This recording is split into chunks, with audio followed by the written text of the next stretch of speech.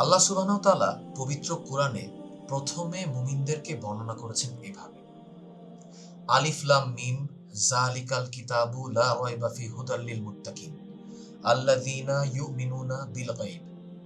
সূরা বাকারা আয়াত 1 থেকে 3, যার অর্থ আলিফ লাম মিম, এটা ওই মহান কিতাব যাতে কোনো সন্দেহ নেই, মুত্তাকিদের জন্য নিশ্চিত পথ প্রদর্শনকারী, যারা অদেখা বিষয়ের উপর বিশ্বাস স্থাপন করে।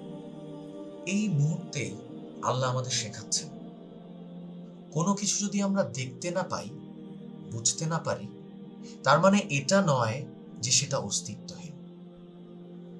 আমরা মানুষ, আমরা সীমিত, আমাদের শক্তি, বিচার, জ্ঞান সবই সীমিত। আমরা যখন বুঝতে পারি যে আমরা সবকিছু জানি না, তখনই আমাদের উপলব্ধি হয় যিনি আমাদের সৃষ্টি করেছেন তিনি সবকিছু জানেন, তিনি আল্লাহ, তিনি সমস্ত কিছুর ধারক ও নিয়ন্ত্রক। আর তখনই আসে সত্যিকারের শান্তি ও সন্তুষ্টি।